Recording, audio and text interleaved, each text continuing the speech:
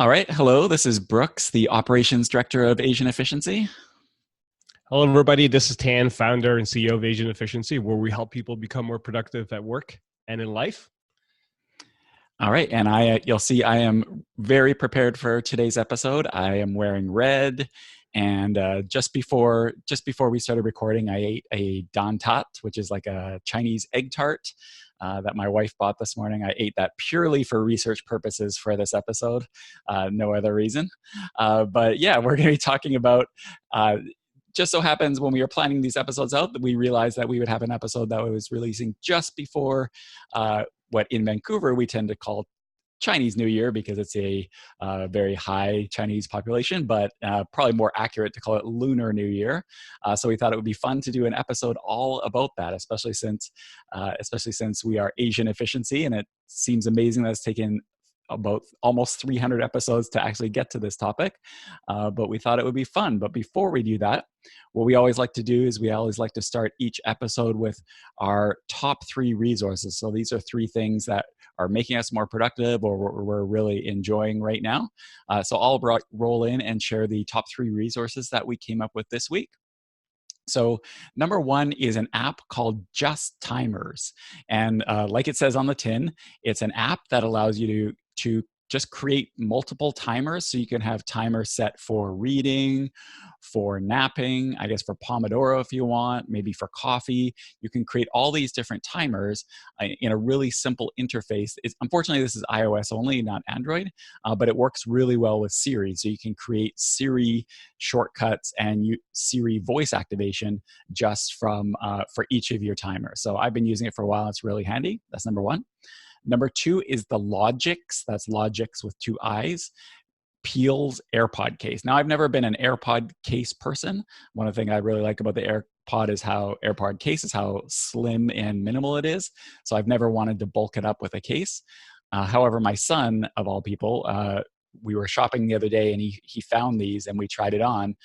And yeah, so I have a nice red case for my podcast now, or for my AirPods now, and it's super, super thin, but it also makes it less slippery. And we've become somehow, I don't know how this happened, but we've become one of those families where all 4 of us have AirPods now. So it's become really important for us to be able to tell whose AirPods is whose. So these Logic Peel's AirPod cases are the way we did that. And number 3 is mix tiles. So this is something that Marie from the Asian Efficiency team was recommending. And so mix tiles are these beautiful photo tiles that you have made, and then they can stick to your walls. You don't have to nail them or do any damage. And you can have really nice photos put on your wall with mix tiles. So those are our top 3 resources. So Tan, we're going to be talking about Lunar New Year today. And what are some of your, well, I guess we should address the elephant in the room, which is, I mean, Tan, I've met you a number of times. We've hung out. I think one thing you've probably realized by now is that I am actually not Asian. I don't know if that's a shock to you, but but I am not Asian. So we'll see how qualified I am to talk about this topic. But it is my understanding that you are Asian. Is that correct, for starters? Yes, that is correct. I think if you're listening to this podcast and almost 300 episodes in, you haven't realized that yet. Yes, I am Asian, and as one of the founders of Asian Efficiency, which is the company behind this podcast today, we started off as a joke, as saying, hey, we should create this blog called Asian Efficiency and share some of our best practices around being efficient and how we get stuff done, because we have this positive stereotype that we are efficient. And that slowly turned into, a joke. And now 300 episodes almost later, and 9 years later, we're still here today in helping people all over the world becoming more productive and achieving their goals. And I'm excited to talk about Chinese New Year or Lunar New Year today as well, and share some of the practices that we've kind of like learned from going through that, and then also kind of like drawing lessons from that, so that everybody can take something away from it. Whether you participate in Lunar New Year or not, there's something for you here today to learn from. We record these episodes live in front of the dojo, which is our productivity community. And Katie in the dojo is saying, saying if I want, I could identify as Asian. I am not going to touch that. I am definitely am not Asian. However, one thing I will say is that my wife is grew up in Canada, born in South America, grew up in Canada. However, she is ethnically Chinese, and her parents are from China, and we've been together almost 20 years now. So while I personally am not Asian, my kids are half Asian, and a lot of the traditions we're going to be talking about today, I've learned and definitely had. A deep dive into over the last 20 years. So I think this will be a fun episode because even though we're talking about Lunar New Year and productivity, there are definitely things you can learn and apply from these traditions. That's the funny thing about traditions, right? A lot of these traditions are traditions for a reason. They came from a certain place. So we're going to dive into that a little bit and kind of make a connection to the productivity that we're doing now. So Tan, before we get into those kind of productivity tips, just out of curiosity, what are did you did you did you celebrate Lunar New Year tradition? Like, did you have family traditions that you did every year? I know while you're Asian, you grew up in the Netherlands. Did you still do the Lunar New Year celebrations?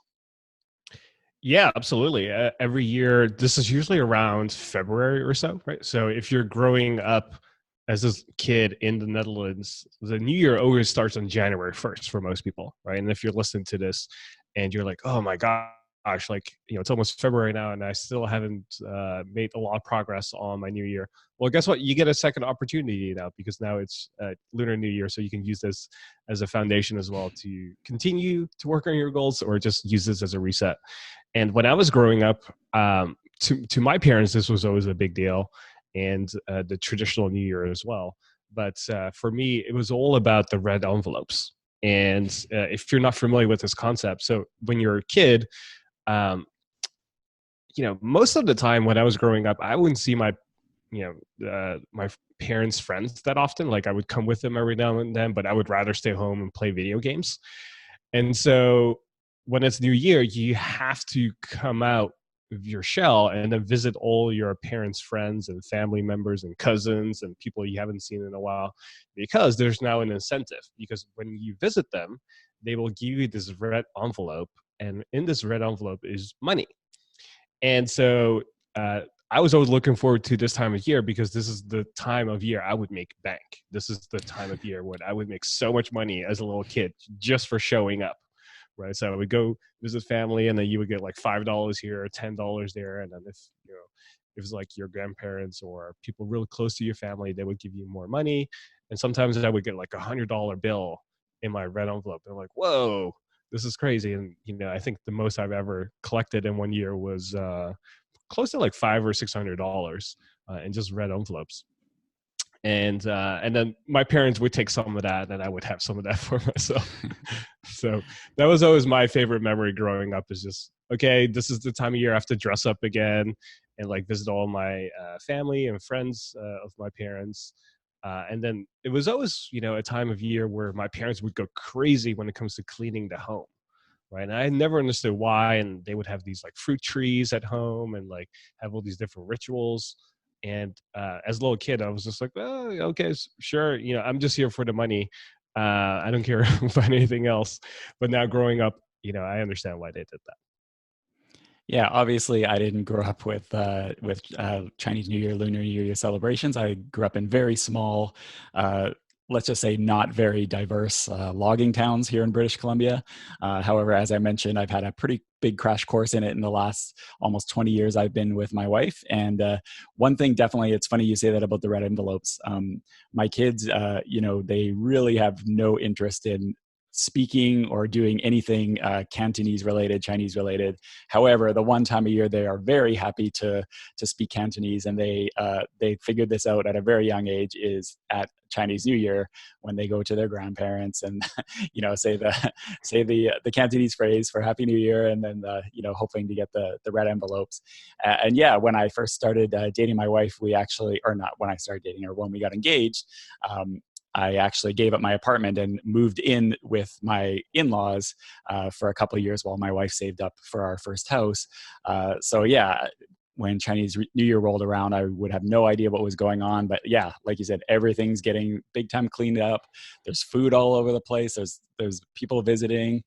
Even to this day, my mother-in-law will come to our house and bring the little plates of small little oranges or whatever little citrus fruits those are to have on the table, and the candies and stuff like that. So yeah, it's been a really fascinating experience for me. And yeah, my kids are definitely that's definitely their favorite part of Chinese New Year. Besides the food, is definitely the red envelopes. So this year is the year of the rat, or more accurately, the year of the metal rat. Um, I myself am as I've learned, I'm an ox apparently. The year that I'm born, I'm an ox. How about you, Tan? What year are you? I am a rabbit. So I have no idea what these signs mean, but I know every year is always different. So I always look forward to discovering every Chinese New Year what that year is, and then kind of looking into what that means for this particular year. And so I believe for the rabbit, it's really about prosperity this year. Yeah, and the rat is actually it's funny because usually when there's different zodiac years, there's supposedly are good for some signs, not so good for other signs. Actually, usually it's not so good for the sign of the year that it is. However, the rat is a little unique apparently because it is the first year of the zodiac, so it's considered like a year of new beginnings and renewals, and it's actually generally supposed to be. I'm sure we'll get emails on this, but it's definitely supposed to be a positive year for all signs. So if you're going to start connecting your productivity and taking some of the lessons, this is a great year to do that because the year of the rat is a year, like I said, for new beginnings. It's when people restart their goals. They have aspirations. They start new hobbies. It's a great year for starting things and founding things and evolving things. So it could be anything from starting a new project to getting new habits, including rekindling friendships and relationships that maybe you've let lapse. No problem. This is a great time to kind of restart that. So it's a great year to be doing this episode, I think, because it's something that we tend to think of when we're doing our New Year's planning. Is we're looking at these things, whether we want to start new ones or whether we maybe didn't do so well on previous years and we want to restart them. Well, this is a great tie into that. And like you said earlier, the nice thing about having paying attention to both Lunar New Year and Western New Year, I guess I'll say calendar New Year, Western calendar New Year, is you have that second chance. So it's a great opportunity to do that. So let's talk about some of the practices around Lunar New Year. And the first one is family time. So when it comes to Lunar New Year, it's one of the biggest movements of people all over the world. Like, I think 1 in 5 people is essentially Asian. So that is a lot of people all over the world traveling to visit their families and spend time with them. And when it comes to this tradition, it's really important to, share food together, be around each other, share ideas and share wealth with each other, which is where the red envelopes ideas come from. And when it comes to productivity, I think a lot of us tend to forget why we are into this. Like, why are we so gung ho about achieving our goals? Why are we so gung ho about being more efficient? Why do we want to be more effective when it comes to managing our time?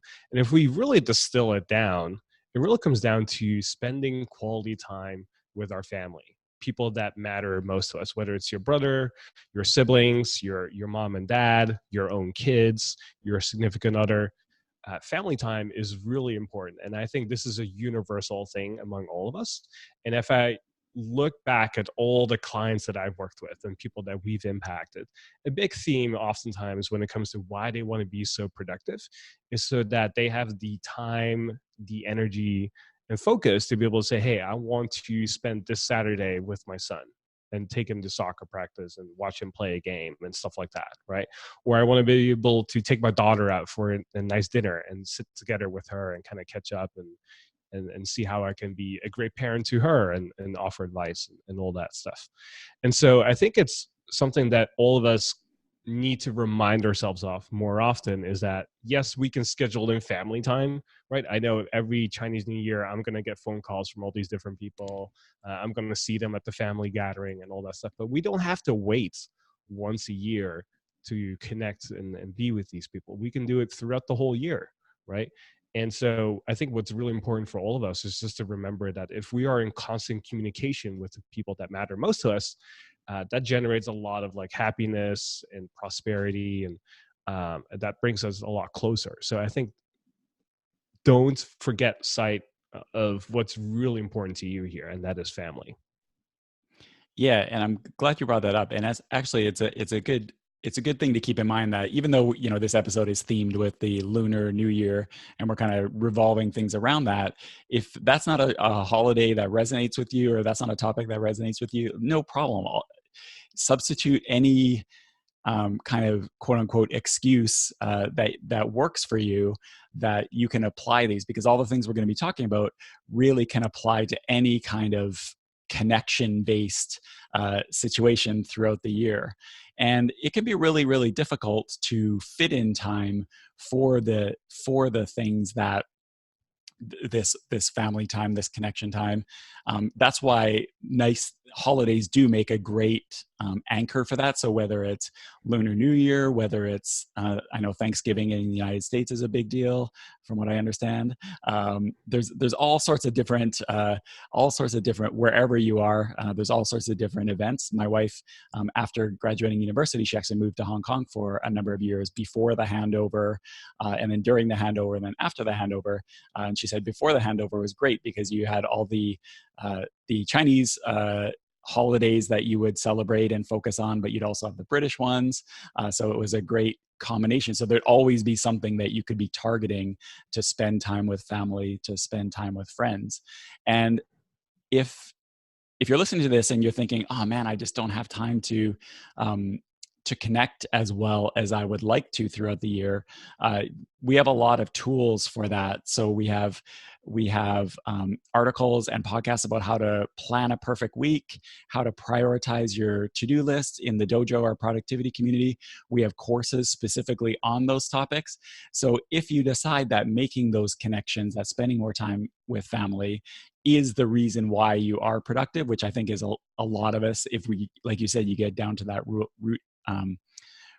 reason for why it is that you're doing what you're doing, there are resources out there that can help you, and we'll drop links to those in the show notes to this podcast at theproductivityshow.com/283. If you're listening to this and you go, okay, I want to connect with more family members, I want to spend more time with them, but how do I do this aside from Thanksgiving and Lunar New Year and all these other different events?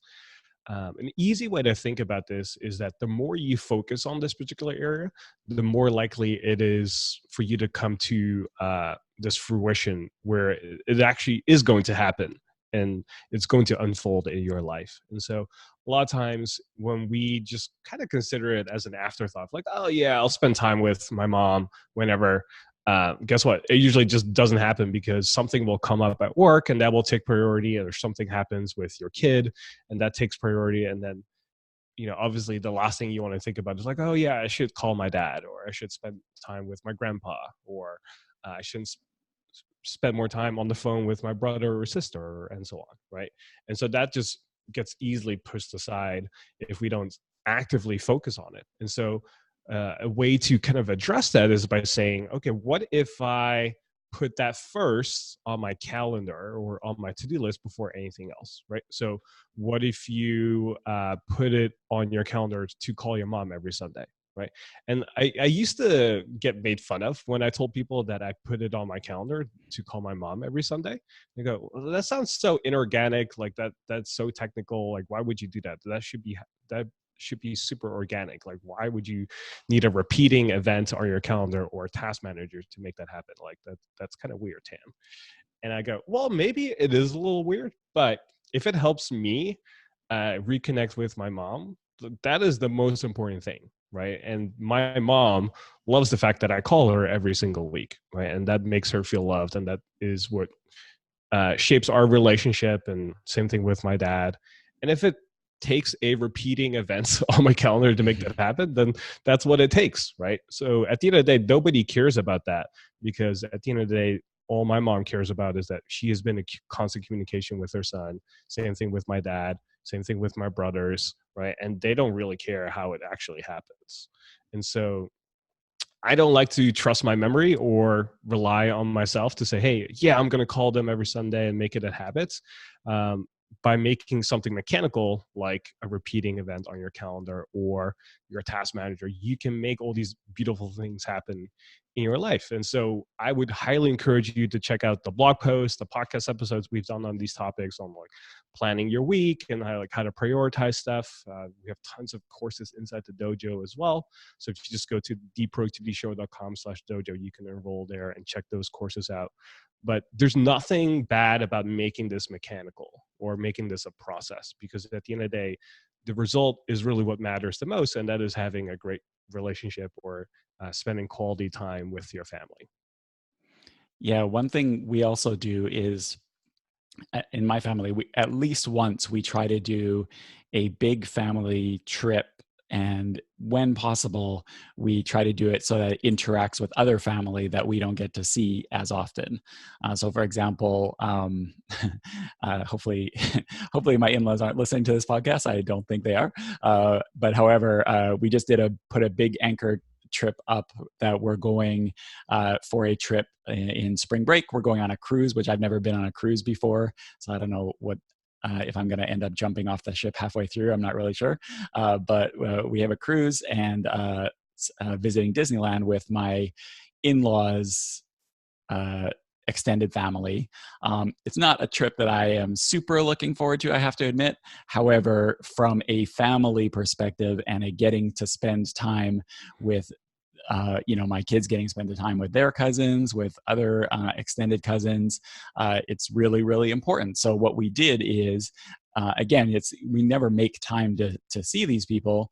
However, what we did is we put that anchor trip on our calendar quite a while ago, so that we know that that is going to happen, and then we've kind of been working everything around that. So we've made time for that big visit, because we know otherwise it's just never going to happen. So that's a good thing too when you're planning your year, is to look ahead. What are some things that you can do throughout the year to make some of this connection happen, in addition to the kind of automatic recurring stuff, which is super, super powerful as well. All right, so that is number one. So the number one tradition around Lunar New Year, Chinese New Year, is family time, which is definitely, definitely big. Number two, which we've talked about a little bit already, is this concept of giving gifts and giving red envelopes. So it's very, very common, as we said, to visit friends and family, and then very often you're exchanging gifts with family, especially like you said, the kids clean up with the with the red envelopes. So there's all sorts of traditions around that. You present a gift to the oldest person. Receive with two hands. All sort of that sort of thing. One lesson that my kids had to learn the hard way is when somebody when you get the gift, you don't just open it there in front of the person. You wait till you get home. But even if you're not doing that kind of Lunar New Year giving and receiving, you can still extrapolate that.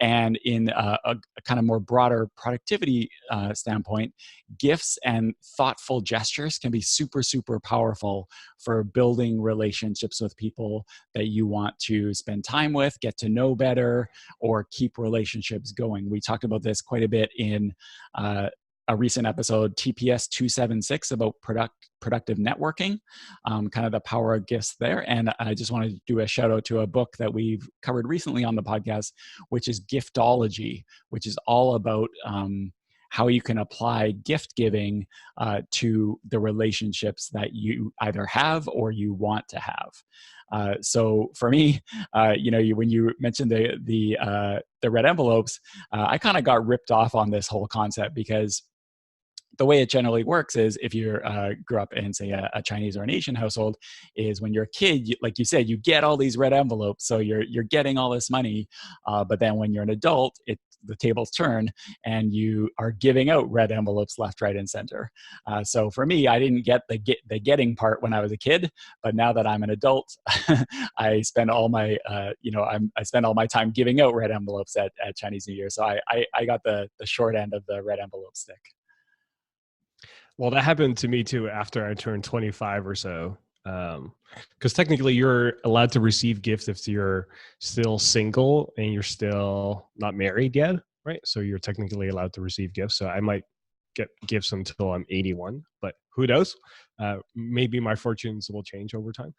But the whole idea behind giving and receiving is just sharing the wealth. Like that's so important in our culture.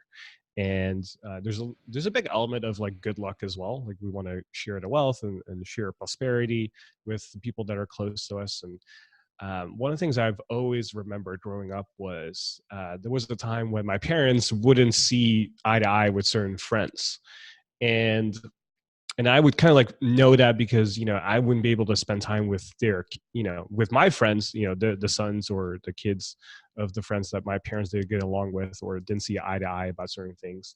And oftentimes Chinese New Year would be the time when they would come back together and kind of like resolve certain issues. And so I always remember that because people would just set aside, whatever their ego said or whatever challenges that they had to come together and, wish each other good luck and lots of love and make sure that the new year that's about to start is going to be going well and starting on a high note for you. And so my parents would oftentimes use that time as well to resolve issues with, friends that they had that didn't, maybe something happened or they didn't see eye to eye about something or there was, miscommunication about something. And so that's something I've always remembered. And if you're somebody who's listening right now and you go, oh man, like I wish I talked to my cousin more often, or last time I talked to my sister, it didn't go so well. This would be a great opportunity just to reach out to them and say, hey, what's going on? I know last time when we talked, like it didn't go so well, but I want to reconnect and extend a lending hand to whatever I can do. You'll be surprised how many people are actually waiting for something like that to happen, but they just don't have the courage to do so, right? And so this is a great time of year to kind of do that as well. And whether it's gifting as well, or if you're real strategic about it, like something like Giftology, the book is a great resource to check out, like Brooks mentioned earlier. But when it comes to maintaining friendships and relationships, like gifting is such a great thing to do. Even if somebody's love language isn't a gift necessarily, a really thoughtful gift has major impact, right? So even though gifting is not necessarily quote unquote one of my love languages, when somebody sends me a really thoughtful gift, I will always remember that. Right. And that's a great way to maintain friendships and relationships. And especially if it's somebody's birthday around this time of the year as well. One of the processes that I have is that with my executive assistant, she will tell me, I have on my calendar basically like 25 to 30 people that I really care about the most, and their birthdays are on my calendar. And so she will scan a month ahead of time and say, hey, Tian, so and so's birthday is coming up in the next 30 days. What do you want to do? And then I will use that time to kind of think about, oh, yeah, what's the one thing I want to do about this person? And for some people, like especially people, if you have those in your life where they could literally buy anything they want, right? The more thoughtful you are about the gifts, the more they will remember it, because a lot of times they don't need the stuff that you buy for them. Like they can already buy it themselves if they really wanted to. So now you have to really get creative and start thinking about like, what can I do? And so one of the things that my friend did is like, he knows me really well. He knows I could buy most things that I want. And I probably have most things that I want already, but, sure, he's not going to buy me a boat or something like that.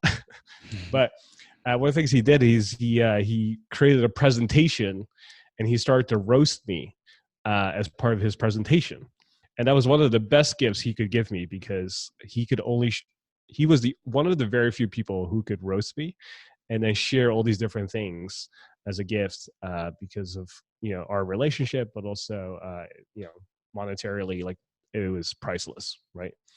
And so when you're thinking about your friends and people you want to stay in touch with, think about what you can do to be really thoughtful, right, and maintain that relationship.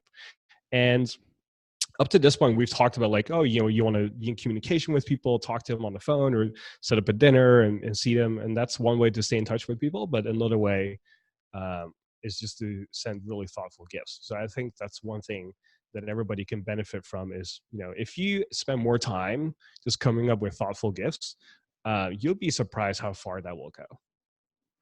I'm glad you shared that example of the presentation, which, by the way, Janera in the dojo chat says you should post the roast, Tan. So I'll leave that one up to you.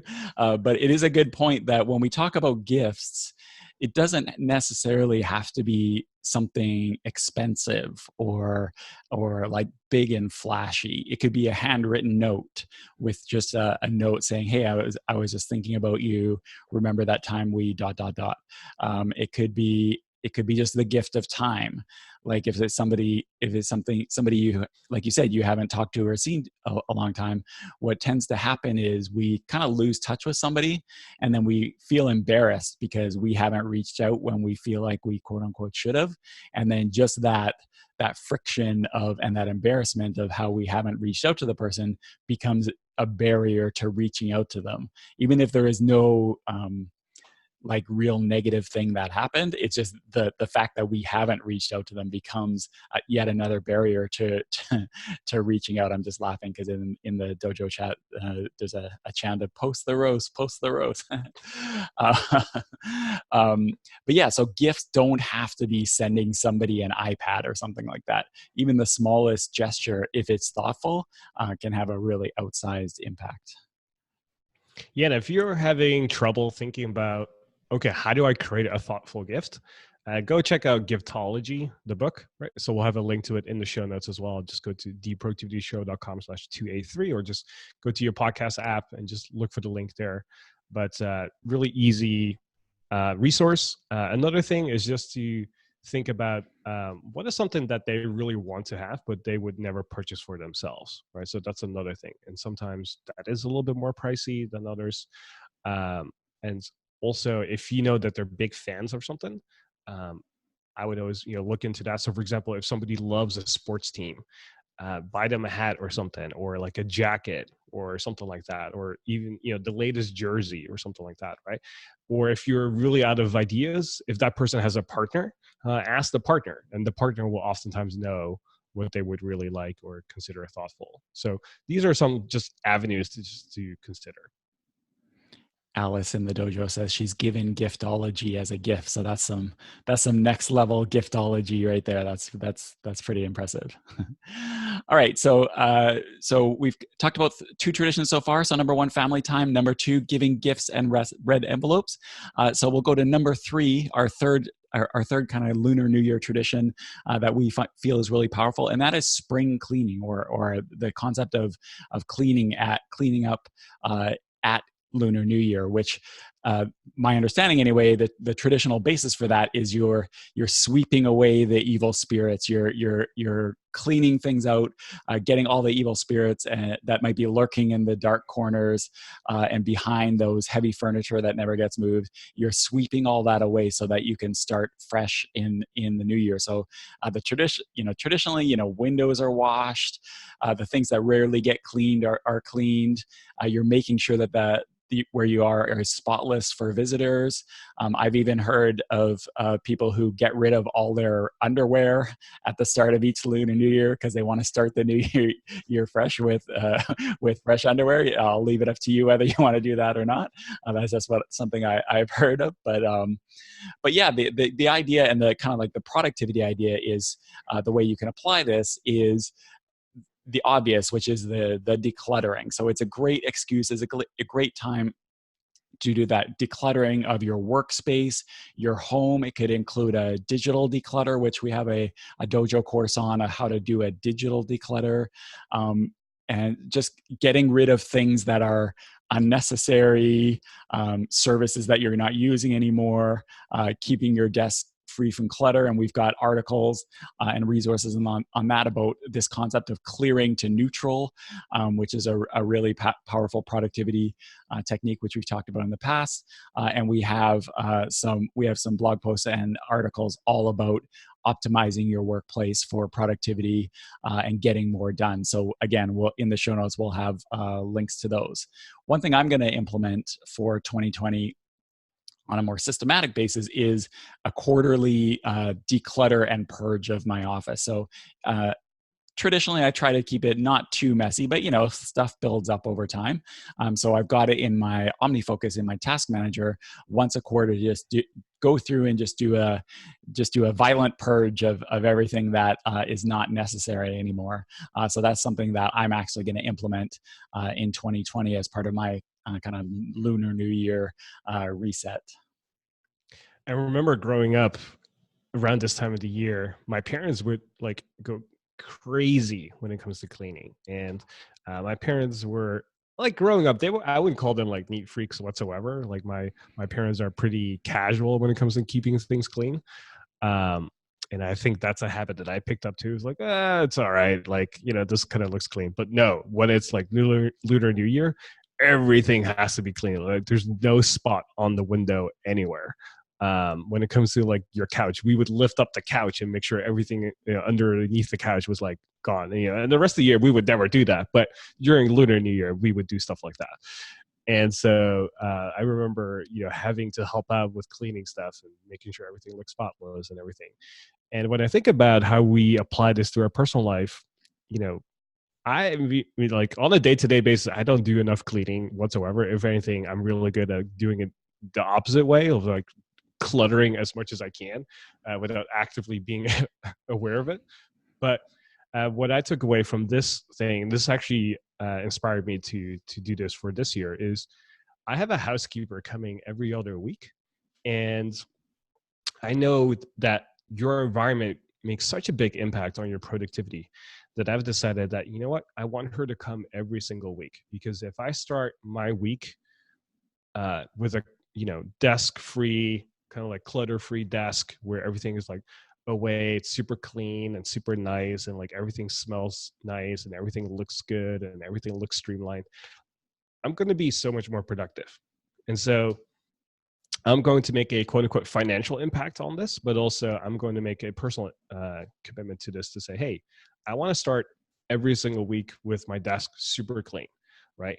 And as somebody who has a hard time keeping things clean and decluttered, I know myself, like, I'm not going to change enough to be like, okay, I'm going to become that person who is like dusting and, is like doing all this different stuff. Like, I'm just not going to be that person. And part of it is me just being lazy. But also part of me is like, I have somebody who really enjoys that stuff as well. Like my housekeeper enjoys like rearranging stuff and dusting off stuff. And I would rather give it to her to do, for her to earn some extra money, but also she really enjoys it. So I'd rather have her do it than me. So I think it's a win-win for everybody. So that's something I'm really committed to doing this year. Actually, you bring up an interesting point, which is one thing a lot of times where people run into friction with goals or resolutions or whatever it is they decide they're going to totally reinvent themselves or changing themselves. And that can definitely happen. It is possible that happens, but more often than not, having a big goal that you're gonna really, really change, a lot of times doesn't work out quite the way that you think it will. So probably a better process is kind of what you did, which is you could say, I'm going to be a super house cleaner, and that's a goal for 2020, but probably better is to set up systems and habits that support what you want to have happen without the kind of pressure of being this humongous change. So instead of you just declaring that this year is going to be different, this year everything's going to be cleaner, you're like, no, that's probably not going to happen. Why don't I set myself up for success and put a bit of an investment in it, and then with the cleaner, and that will get me where I want to go in a much more likely to succeed way. So when you're making these type of goals, that is an approach that I definitely recommend. Yeah, I guess another way, because I never thought about it that way until you mentioned it. But like if I kind of like reverse engineer of how I came up with that, it's really simple. If the outcome or the goal is I want to have a clean desk every single week when I start my work week, what are all the ways of getting there, right? So one is, okay, I could do it myself, right? And then I can become the person who will clean everything and, organize everything and all that stuff. So that's one option, right?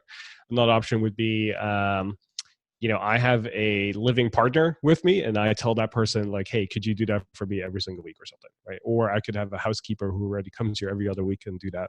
And, you start generating options and different ideas and all this different stuff, right? And I basically decided, option number three is probably the way to go. That's probably the most consistent way, and probably the most friction-free way for me to get there as well, right? So if I want to have a clutter-free desk and I want to have it done consistently that way, then option number three out of all options, and considering budgeting, resources, timing, and all that stuff, that's probably the way to go, because I just don't see myself becoming that person. I don't enjoy decluttering at all.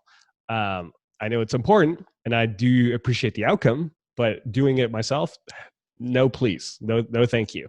But I know somebody who really enjoys that process, and so I would rather tag team that way and say, hey, let's work together on this. If you're somebody who's in a leadership position or you're managing a team, it's kind of like the same idea, right? So there's a lot of work that needs to be done.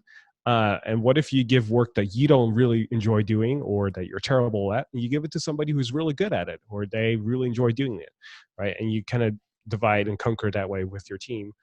You start to see amazing things happen, right? People enjoy their work, fantastic work gets created, just because you kind of like move stuff around. And it's kind of the same thing in your own personal life, right? If there's a lot of things that you don't particularly enjoy doing, give it to somebody who really enjoys it. So that you can focus on things that you do really enjoy, right? And by me having this clean desk, I can create more awesome podcast content. I can create more products for Asian efficiency. I can do all these different things that make me happy and make a bigger impact on everybody that's listening. And it all started with just, something simple as like, hey, somebody like my housekeeper can do all the decluttering so I can, write amazing content when I start Monday morning. So, spoiler alert, in a few weeks, we're actually going to have a podcast episode all about decluttering your environment, decluttering your workspace, and how you can tie that into your productivity. So watch out for that one. Another resource I want to point you to is a productivity show episode, the product TPS256. So theproductivityshow.com/256, which doesn't seem like it's much of a connection. The topic of that podcast was how to be productive through illness and recovery, which you would think doesn't have too much to do with what we're talking about. However, it was a panel, so to speak, with two professional organizers. And even though we're talking about illness and recovery and that sort of thing, a lot of what we talk about has to do with keeping things decluttered and ways you can do that, because that's exactly what they do as a profession. So, and Katie says that was a great episode. So thank you so much, Katie. All right. So our three traditions or practices from Lunar New Year that we think you can apply. Number one, family time. Number two, giving gifts and red envelopes. And number three, this concept of doing a deep cleaning. We've given these tips to have a more prosperous and productive year of the rat. That's what it's all about.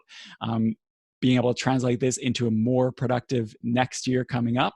And just remember, like we said earlier, if you haven't kickstarted your year yet, not a problem. This is your second chance. So we give you permission to have a Lunar New Year do-over to the start of your year.